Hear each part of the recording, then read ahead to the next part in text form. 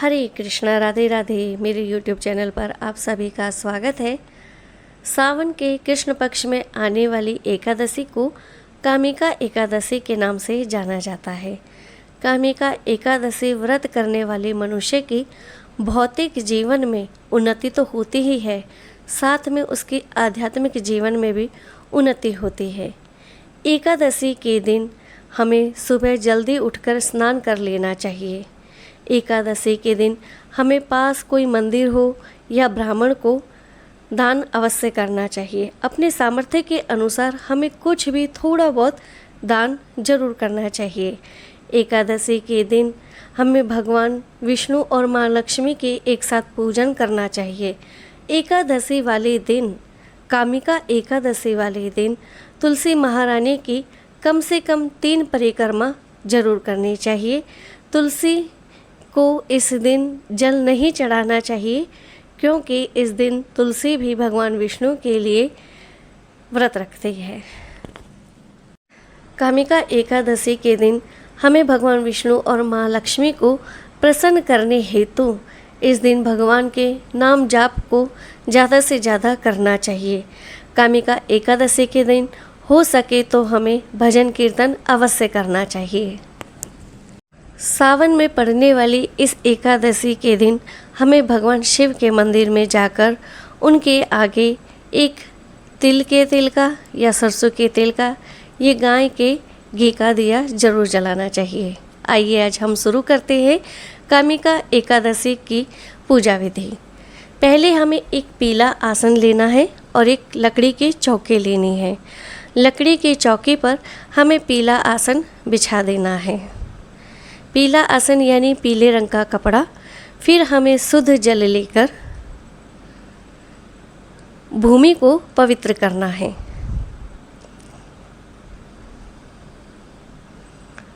भूमि पवित्र करते हुए हमें यह मंत्र जरूर बोलना चाहिए, ओम पवित्राय नमः। फिर उसके बाद हमारे पास अगर कोई छोटी चौकी है तो उस पर भी हम भगवान को विराजमान कर सकते हैं। अगर नहीं है तो कोई बात नहीं, हम भगवान को पीले रंग का जो वस्त्र बिछाया है उस पर भी भगवान को विराजमान कर सकते हैं। एक छोटी चौकी लेने के बाद यहाँ पर मैंने कुछ फूलों को लेकर भगवान का यह आसन सजा दिया है। फूल मौसम के हिसाब से भी ले सकते हैं आप, या आपके पास जो भी फूल उपलब्ध है उसके अनुसार आप आसन को सजा सकते हैं। फिर उसके बाद हमें भगवान विष्णु या श्री सत्यनारायण भगवान की एक प्रतिमा, तस्वीर, अगर आपके पास विग्रह है तो आप विग्रह भी ले सकते हैं। फिर हमें भगवान को हाथ जोड़कर विनती करनी चाहिए कि हे भगवान, आप कृपा करके यहाँ पर आसन ग्रहण करें। फिर उसके बाद हमारे पास जो भी फूलों की माला है या फूल है उसे भगवान को समर्पित करना चाहिए। फिर कुछ फूल हाथ में लेकर हमें भगवान नारायण का ध्यान करते हुए भगवान नारायण को यह पुष्प समर्पित करने चाहिए। हम चाहे तो फूलों से भगवान की चौकी, आसन सजा सकते हैं।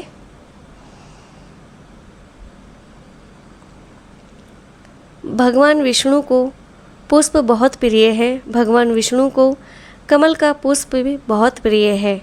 अगर आपका सामर्थ्य है तो आप भगवान विष्णु को कमल का फूल भी अर्पित कर सकते हैं। उसके बाद भगवान को हाथ जोड़कर भूल चूक गलती की क्षमा मांगते रहना चाहिए। फिर हमें वस्त्र के रूप में एक कलावा लेना चाहिए। उस कलावे को थोड़ा सा तोड़कर भगवान को वस्त्र रूप में समर्पित करना चाहिए।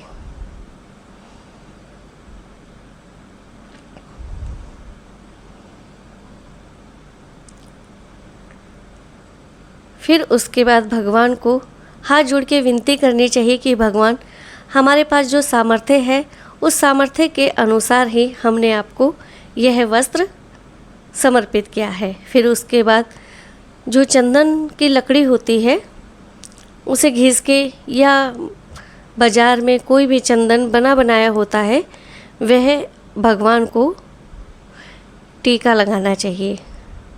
यहाँ पर मैंने चंदन, असली जो चंदन की लकड़ी होती है उसे घिसकर भगवान श्री सत्यनारायण विष्णु भगवान को तिलक कर दिया है। तिलक हमेशा हमें अनामिका उंगली से ही करना चाहिए।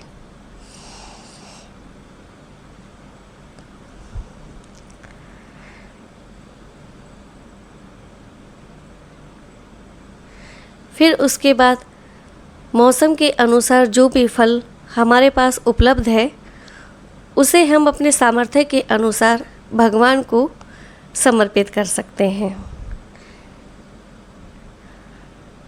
कोई भी फल प्रसाद भोग हम भगवान को चढ़ाते हैं तो उसमें हमें तुलसी दल, तुलसी का पत्ता ज़रूर रखना चाहिए। तुलसी के पत्ते के बिना भगवान कोई भी भोग हो, फल हो, उसे स्वीकार नहीं करते हैं। तो भगवान विष्णु की पूजा में हमें यह ज़रूर ध्यान रखना चाहिए कि तुलसी पत्र ज़रूर होना चाहिए। जैसा कि एकादशी के व्रत में भगवान विष्णु को चावल नहीं चढ़ाए जाते, तो चावल के बदले हम भगवान को सफ़ेद तिल चढ़ाएंगे और उसमें भी एक तुलसी का पत्ता ज़रूर रखेंगे। यहाँ पर भगवान के लिए मैंने शुद्ध जल रखा है उनके पीने के लिए और इसमें तुलसी है। अगर आप इस तरह से तुलसी को पानी में रखते हैं तो 1 सप्ताह तक आपकी तुलसी भी चल जाती है, वह जल्दी से खराब नहीं होती है। फिर भगवान को हाथ जोड़कर हमें उन्हें फल जल समर्पित करना चाहिए। फिर भगवान को हमें दीपक, भगवान के समक्ष हमें दीपक जलाना चाहिए। दीपक याद रखें कि हमें गाय के दूध से बने हुए देसी घी का ही दीपक जलाना चाहिए। अगर उसका सामर्थ्य नहीं है तो हम तिल के तेल का भी दिया भगवान को समर्पित कर सकते हैं।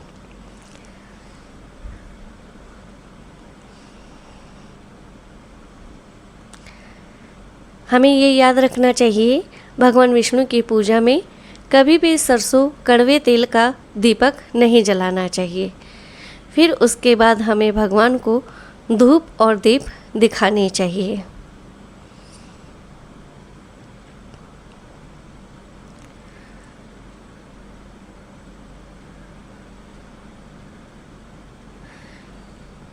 धूप दीप दिखाने के बाद भगवान को हमें दक्षिणा रूप में 11, 21, 51, 101 जो भी हमारा सामर्थ्य है वह दक्षिणा रूप में भगवान को जरूर समर्पित करना चाहिए और हाथ जोड़कर भगवान से विनती करनी चाहिए कि हे भगवान, इस संसार को देने वाले, इस संसार के दाता आप ही हैं, तो मैं आपको क्या चढ़ा सकती हूँ, तेरा तुझको अर्पण, क्या लागत है मेरा। फिर उसके बाद हमें एकादशी महात्म्य की कथा जरूर पढ़नी और सुननी और सुनानी चाहिए। इस दिन हो सके तो हमें भजन कीर्तन जरूर करना चाहिए। भगवान के नाम जाप भी ज़्यादा से ज़्यादा करना चाहिए। कथा पढ़ने के बाद हमें भगवान की आरती जरूर करनी चाहिए।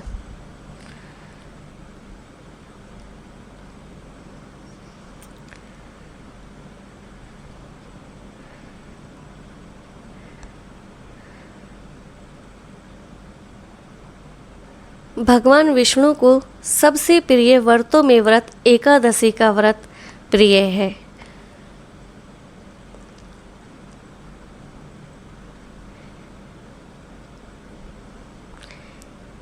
कुछ इस तरह से भगवान की यह सरल विधि जो हम अपने गृहस्थ जीवन में रहते हुए बहुत ही सरल तरीके से मैंने आपको यह विधि बताई है।